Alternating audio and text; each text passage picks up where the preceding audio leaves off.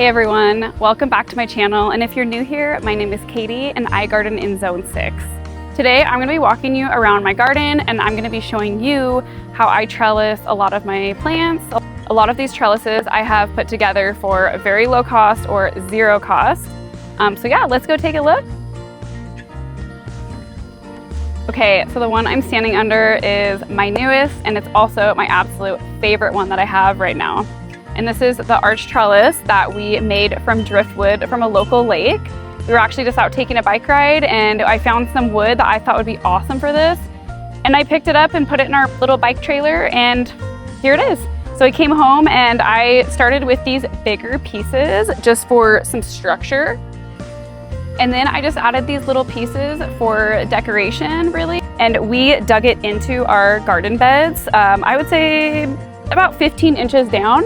And it's pretty sturdy. And I think over the summer, with plants growing around it and root systems intertwining with it, it's just gonna get even more sturdy.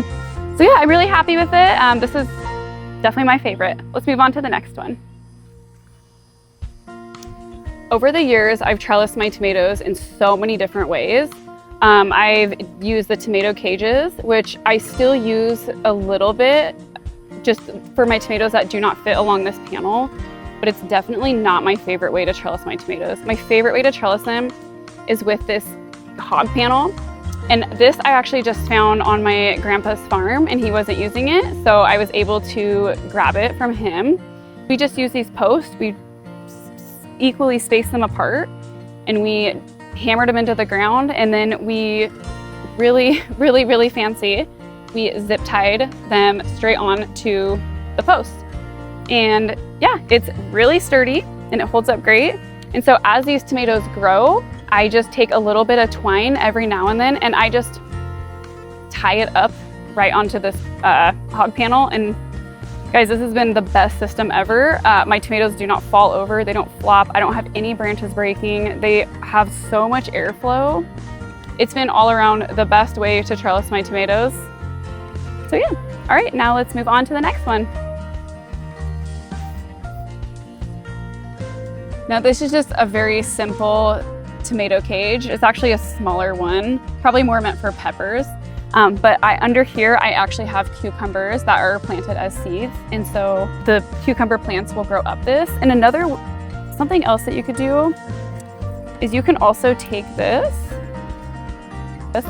and you can have your plants kind of grow up it this way. So you could tie this off with a piece of twine and have it also as kind of like a teepee as well. I kind of prefer it like this. I think it's a little bit more stable. So this is kind of how I do it, but this works really great for cucumbers or beans or anything that's smaller that needs to be trellised. And with that same group of wood that we brought home from the lake, I also built a trellis for my cucumbers. So I have 2 cucumber plants down here and they will grow beautifully up this trellis. And once again, I just started with 2 structural pieces and I just drilled in each side a screw and just made a ladder going straight up. And my pieces, I just took like a little saw and sawed off so they could fit on here. And I think it turned out amazing. And now this one here, this clematis needs a moment to itself because it is stunning right now. This is just a post that we had put into the ground, and we did this to tie off our hammocks. We have one on the other side as well. And what I put up the side of this is just like a wire fencing, and I drilled it into the side of it, and that's what this clematis is grabbing onto. And so my thought process was exactly this. I wanted to cover this pole with this beautiful clematis that we could hang our hammocks on, and I absolutely love this. Okay, and this little guy right here, I love this little sun trellis. So what I did was took a wire, I guess, like fence that I believe I also had laying around, and I just zip tied it to this trellis. So it just gives the peas a little bit more to grab onto. And I've been growing peas up this, as you can see, some of the broken or like old crusty peas on it. I've been using this system for my peas for the past maybe 8 years. And it has worked great, and that's about all the peas we really can eat. Okay, so here is another one of my absolute favorites. And this is an old vintage headboard off of a bed. And I just drilled it right onto this little fence that we have. And in these pots over here, I have some black-eyed Susans that I need to actually scoot over so it can kind of grab onto that trellis. I might put some kind of like wire fencing up too, just so it can kind of climb. But my plan is to have some climbing plants cover this and get a little bit more seating in this area.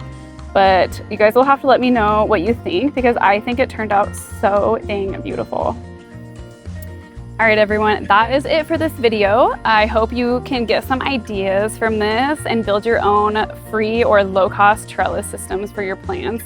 Really, you can find anything laying around your property, or maybe a friend has something extra that they offer you. Really anything that you can put into the ground and your plants can climb up, you can use as a trellis. I've seen people use chain link fences, you can teepee some different bamboo sticks. Really, there's unlimited ways to trellis your plants, but these are just a few of the ones that I've done. And I am constantly thinking of new ideas and different ways to trellis my plants. So yeah, I hope you learned something new from this, and I'll catch you next time.